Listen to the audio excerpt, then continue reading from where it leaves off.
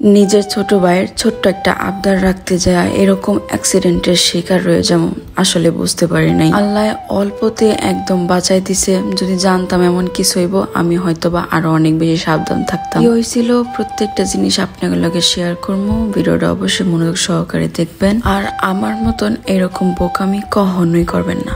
Flashback. তারপরে চুপ করে বইয়াছিলাম, এর ভিতরে দেখি খরগোশ কুচিমুচি করে আমার রুমের ভিতরে আইছে। ওর নাকি আমার কিছু বলার আছে। তো আমি প্রথমে বুঝতে পারি নাই যে আসলে কি কইব, আর তারপর যা কইলো এমনি এত ক্লান্ত রোজা রাইখা টমেটো আর চিকেন কিছু বানাও না। তো শুনলেন তো আপনারা। আসসালামু আলাইকুম, কেমন আছেন আপনারা সবাই? আশা করতে সবাই অনেক ভালো আছেন আলহামদুলিল্লাহ, আল্লাহ তাআলার রহমতে। এই লাস্টের আগ পর্যন্ত আমিও ভালো ছিলাম। শুনলেনই তো আমার ভাইয়ের আবদার। তো ভিডিও শুরু করার আগে আজকের ভিডিওকে কোন জায়গা থেকে দেখতেছেন কমেন্ট সেকশনে জানাইতে একদমই ভুলবেন না। এখন সে ইউনিক কিছু খাইতে চাই, বাট ইউনিক কি বানাই দিব আমার এটাই মাথায় ঘুরে না। আমার মা যেমন খালি এক তরকারি ভাত রান্দা বুঝা গেছে গা, আমারও কেন জানি এখন আম্মুর সব পায়ে পড়ছে খালি তরকারি আর ভাত হইলি ব্যাস। কোনো সময় এমনি আবদার করে না, ফাইনালি আবদার করছে। তো আমি খুব বেশি খোঁজাখুঁজি শুরু করলাম ইউটিউবের ভিতরে কিছু পাই কিনা, বাট অবশেষে আমি ব্যর্থ হইয়া ফিরাইলাম রান্না করে, যে যা পারি তাই রান্না করে দেবো। মশলাপাতি গুলা এই ফাঁকে বের করে ফেলছি। আর আইসক্রিমের বাটি দেখে আমি খুব খুশি হয়ে গেছিলাম যে ফাইনালি রোজার পরে মানে ইফতারের পরে আমি একটু আইসক্রিম খেতে পারবো। কিন্তু হ্যাঁ, এটার ভিতরে দিয়ে আমি মশলা বাইটা রেখে দিছে। ওই যে বাঙালির ঘর, আইসক্রিমের বাটিতে আইসক্রিম থাকে না, চিপসের ডিব্বার ভিতরে চিপস থাকে না, মানে কি সব যে হয়। তো বাইরের কথায় রেসিপি এনে ট্রাই করতেছে, আর এদিকে আমার বাইরের তো হাই হতাশ শুরু হয়ে গেছে। কতক্ষণ লাগবো? শুরুই করি নাই, কতক্ষণ লাগবো। আমার এমনি মাথা ঘুরাইতেছে যে কি এমন রেসিপি বানাবো যেটা একটু ইউনিক হইব। তো ভাবলাম যে একটু মুরগির মাংস রান্না করবো, লগে একটু ডাল না হইলে ভালোই লাগবো না। ইউনিক রেসিপির চক্করে আমি যে এত বড় লোকসান ঘটামো এটা একটু পরে কইতাছি। কি আপুরা ঘরে বসে টাকা পয়সা ইনকাম করতে চাচ্ছেন? এখন তো রোজারও সময়, সামনে ঈদ, কত কেনাকাটা করার আছে, কিন্তু নিজের ফ্যামিলির কাছে চাইতে আপনার লজ্জা লাগে। সো আজকের ভিডিওটা শুধুমাত্র আপনাদের জন্য। আপুরা শুধুমাত্র ঘরের ভিতরে বসে আপনিও কিন্তু চাইলে মাসে 10,000 টাকা থেকে 1 লক্ষ টাকার মতন ইনকাম করতে পারবেন। বিশ্বাস না করার মতন কিচ্ছু নেই, অহরহ রিভিউ আছে।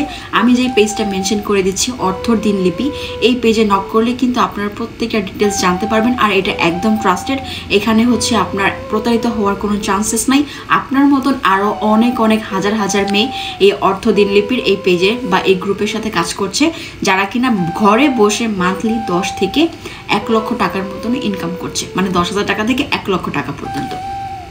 সো আমার আর বেশি কিছু বলার নাই। ডেসক্রিপশন বক্সে আমি ওদের হচ্ছে গ্রুপ লিঙ্ক প্লাস হচ্ছে ওদের পেজ লিঙ্ক দিয়ে দিব, আপনারা ওখান থেকে চেক আউট করে নেবেন। ওদের পেজে নক দিবেন এবং মডারেটর আপু আপনাদের সাথে কথাবার্তা বলবে, ওদের প্রত্যেকটা ডিটেলস আপনাদের জানিয়ে দিবে কি কি কাজ করতে হবে। অবশ্যই ঘরের ভিতর বসে আপনি আপনার ফোন ল্যাপটপ থেকেই কিন্তু এই কাজগুলো করতে পারবেন। আর এখানে কোনো ধরনের হচ্ছে অনৈতিক কার্যকলাপ একদমই নেই। সো এটা নিয়ে একদম টেনশন করবেন না। সো আপুরা কেন বসে আছেন এখনও, তাড়াতাড়ি যান এবং হচ্ছে নিজে ইনকাম করুন, নিজে সচ্ছল হন। আপনারা হয়তো ভাবতেছেন যে প্রথমে দেখাইলাম ওই রকম, ওইটা কেন এখন আইতেছে না, ওইটার জন্য একটু অপেক্ষা করতে হইব। তো এই জায়গায় আমি ডাল টাল সবকিছু ভিজাই রাখছি, আর মুরগির মাংস নিয়ে চিন্তা করতেছি যে কেমনে রান্না। পরে ভাবলাম ইউটিউবের রেসিপিরে গুল্লি মারি, ওগুলার কিছু প্রয়োজন নাই, আমি আমার মতন করে রান্না করবো। তো মুরগির মাংস ধোয়ার পরে এগুলার আমি একটু আলাদা করে রাখতেছিলাম, পানিটা ঝরাই রাখতেছিলাম। যতটুকু রান্নার ওইটুকু এক সাইডে রাখা, বাকিটুকু আমি পলি করে ফ্রিজে রেখা দিতেছি। আসলে অতিরিক্ত লোকসান করার কোনো মানেই হয় না। এমনিতেই রোজার মাসে মুখের রুচি থাকে একবারে বিগড়ায়া। মুরগিগুলারে একটু ভালো মতন করে আমি ফাইরে দিতেছিলাম, মানে মেইনলি হইতেছে লেগ পিস যেগুলো, কারণ ভিতরে মশলা না গেলে কেমন জানি লাগে। এমনি তো ব্রয়লার মুরগি আঙ্গ গড়ে তেমন কেউ একটা খাইতে চায় না, লেগে এমন ভাবে রান্না করতে হইব যেন সবার পছন্দ হয়। তো মাথার ভিতরে অনেকগুলো রেসিপি ঘুরতেছিল, তার ভিতরে ভাবলাম যে আমি যদি একটু টমেটো চিকেন বানাই তাহলে কেমন। টমেটো চিকেন বানাইতে প্রথমে আমাকে মুরগির মাংসটারে ভালো মতন করে ধুইয়া পরিষ্কার করে নিতে হইব। এর মধ্যে হলুদের গুঁড়া, মরিচের গুঁড়া, ধনিয়ার গুঁড়া, সামান্য একটু লবণ দিয়ে ভালো মতন করে ম্যারিনেট করে নিতে হবে, কারণ এটা আমরা এখন ভাজবো। ব্রয়লার মুরগি যেহেতু হালকা একটু ভাজা নিলে ওই আর কি নরম ভাবটা থাকে না, আর খাইতে অনেকটা ভালো লাগে। আর আজকের পুরো রান্না করবো আমি একেবারে ঘি দিয়া, পিওর ঘি। আপনারা চাইলে তেল ব্যবহার করতে পারেন, কিন্তু ঘি দিয়ে এর টেস্টটা মারাত্মক আহে। তো যাই হোক, যেহেতু আমি এটা ইফতারের পরে করতেছিলাম, শরীর তো টায়ার্ড লাগতেছিল, বাট রান্নার একটা এক্সাইটমেন্টও কাজ করতেছিল যে অনেকদিন পরে আমি কোনো রেসিপি বানাইতেছি।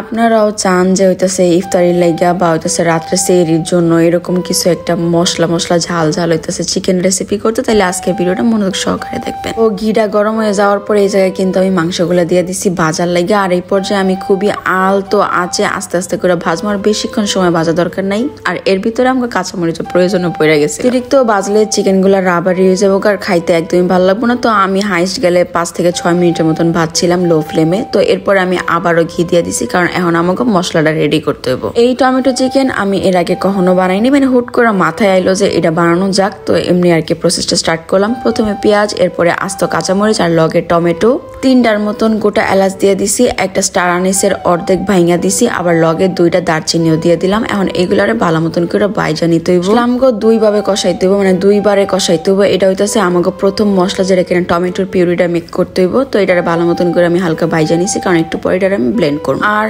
আমাকে দুর্ঘটনার শুরুটা হয় এই জায়গা থেকে দেখতেই পাইতেছেন, আমি কিন্তু এই গরম গরম টমেটো গুলারে ব্লেন্ডারের ভিতরে দিয়ে দিছি এটা ব্লেন্ড করা লাগে। তো আমি একটু ঠান্ডা করতে দিছিলাম অবশ্য, তো আমার ফুল তর হয় নাই, মানে এটা প্রপার ঠান্ডা করবো যে ওইটা আমার হয় নাই গা। তো দেখেন আমি গরম অবস্থায় কিন্তু ব্লেন্ডার এটা দিয়ে দিছি। আর দেন প্রথম অবস্থায় এটা একটু ছিটটা উইটটা পড়ছিল, আমি এতটা গুরুত্ব না দিয়ে আমার পরে রান্না স্টেপে গেলাম গা। আবারও একটু ঘি দিয়ে নিছি। এই এখন বাইজা নিতেছি পেঁয়াজ, কারণ এখনই কিন্তু আমাকে মেন মশলা কষানো। একটু লবণ দিয়ে দিছি পেঁয়াজের লগে, তারপরে রসুন বাটা, এরপরে হইতেছে পেঁয়াজ বাটা, এরপরে আদা বাটা, আর এই হইতেছে মশলা বাটা। তো ওই জায়গায় তো যেহেতু এলাচ দারচিনি স্টার আনিস দেওয়া আছে, তাই মশলাটা এই পর্যায়ে আমি একটু কমাই দিলাম। পরে যে পেস্টটা আমি আর কি বানাইছি টমেটো কাঁচামরিচ পেঁয়াজের আর সব মশলার, ওইটাও কিন্তু এই জায়গায় দিয়ে দিলাম। এখন প্রপার এটা কষানো হইতে হইতে তেলটাও পুরাই পড়ছে। এই পর্যায়ে আমি সব গুঁড়া মশলাগুলো দিয়ে দিতেছি, হলুদের গুঁড়া, মরিচের গুঁড়া, দইনার গুঁড়া, যার যেরকম ঝাল পছন্দ সে সেরকম ভাবে দিব। আমার ঝাল যেহেতু অনেক ভালো লাগে, বানাইতেছিলাম খরগোশের নিয়ে হতো, তাই তেমন একটা ঝাল দিই নাই। আর এই যে মুরগি যেগুলো ভাইজা রাখছিলাম এগুলো থেকে হালকা একটু পানি উঠছে, তার মানে এটা একদম রাবারি হয় নাই, মাংসটা খুব সফট থাকবো। আর কোনো কাজই নাই, জাস্ট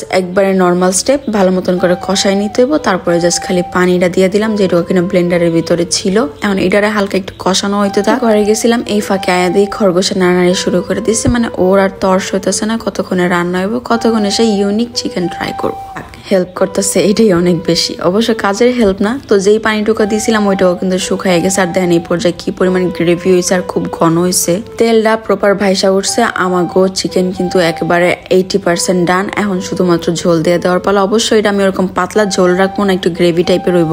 এই হইতেছে ওই পার্টটা যখন কিনা আমি সব এরকম হস্তদস্ত বানাই ফেলছি, মানে হইতেছে ডাল যেটা বসাইতে আমরা দেখছিলেন ওইটা আমি ব্লেন্ড করতে গেছিলাম, বাট গরম অবস্থায়, যার কারণে ব্লেন্ডার থেকে ছিটা ওই গরম ডাল আমার শরীরে আমার সব জায়গায় বইরা যায়। আর খুবই বাজে একটা সিচুয়েশন, আল্লাহ অল্প থেকে বাঁচায় দেয়। এরপর আর কখনোই গরম জিনিস ব্লেন্ডারে ব্লেন্ড করবো না। তো এই হইতেছে আমার ভাইয়ের লেগা সেই unique chicken recipe tomato chicken, যেটা কিনা দেখতে মাশাআল্লাহ এত সুন্দর। আর ও তো তরিস হইতে পারতেছে না। আমরা সবাই ইফতারের পরে মানে রাতের খাবার দাবার লেগে বসে পড়ছি। ও খরগোশের লেগে বানাইছি, তাই আগে ওর এই টেস্ট করাই যে ওর কাছে কিরকম লাগছে। তো যেহেতু অনেক গরম ছিল, তারপরে সে আর কি ফুয়ায় ফুয়ায় খাইতেছিল, আর আমি খালি ওয়েট করতেছিলাম কতক্ষণে কইব যে কেমন হয়েছে। আর তার রিয়াকশন ছিল জোস।